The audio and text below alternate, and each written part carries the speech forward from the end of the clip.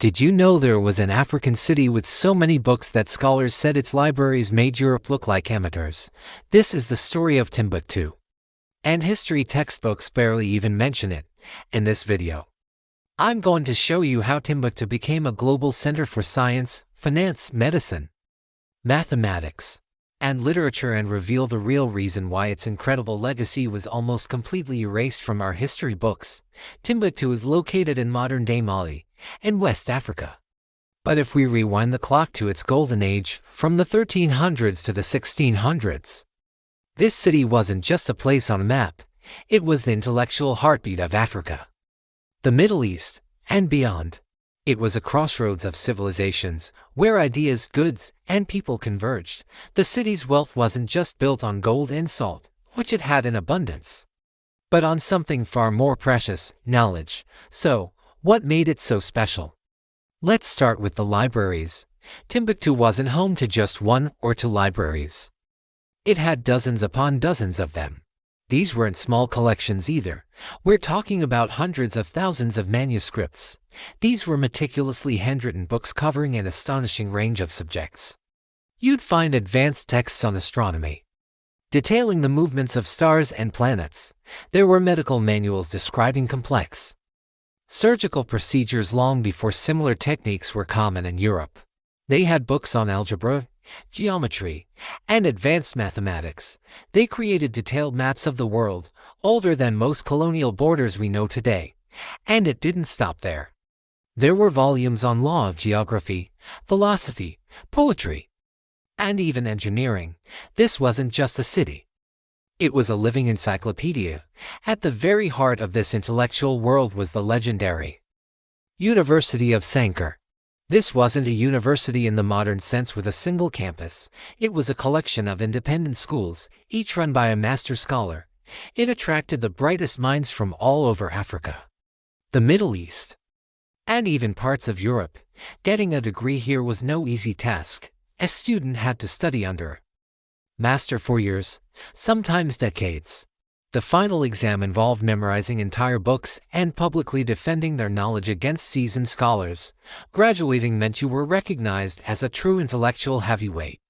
And just to put this into perspective, while scholars in Timbuktu were debating complex philosophical and scientific theories, many parts of Europe were still in the midst of the Dark Ages. Now, think about our society. What do we value most? Money, property, luxury goods. In Timbuktu, knowledge itself was the ultimate currency. Books were so incredibly valuable that they were often traded for gold, salt, and other precious commodities. A rare manuscript could be worth a fortune. Imagine a society where owning a library was a greater status symbol than owning a mansion. Imagine a culture where scholars and poets were celebrated like rock stars. That was the Timbuktu mindset. This wasn't just about reading. It was an entire economy built on the creation, preservation, and exchange of ideas. So, if Timbuktu was this incredible powerhouse of knowledge, why do so few people know about it? Why wasn't this in your history class? The answer is a difficult but crucial part of the story.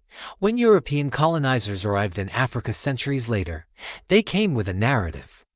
They claimed that Africa was a continent without history, without civilization, without culture, to justify their conquest and exploitation.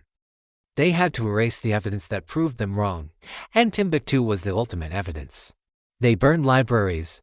They stole priceless manuscripts, many of which are still held in private collections and museums in Europe today. They systematically dismantled the systems of education and governance that had existed for centuries. The story of a dark continent waiting to be discovered was a deliberate invention. And the destruction of Timbuktu's intellectual heritage was a key part of that fabrication. The erasure was so effective that for generations, the world was taught a completely false version of history. But the story doesn't end in tragedy. Against all odds, many of these precious manuscripts survived. Families hid them in their homes, buried them in the desert, and smuggled them to safety, passing them down through generations. Today, an incredible effort is underway. Over 700,000 of these manuscripts are being painstakingly preserved, cataloged, and digitized by local and international teams. Every page they scan is a direct refutation of the Colonial myth. It's tangible proof that Africa has always been a continent of brilliant thinkers, scientists, architects, and innovators. The stereotypes you've heard are not just wrong, they are a lie. If your school never taught you this, you are not alone. This is the real history they left out. If you want to learn more about the true stories of African history, not the edited and sanitized version, make sure you subscribe. Every week, I uncover another incredible story that the textbooks conveniently ignored. Thanks for watching.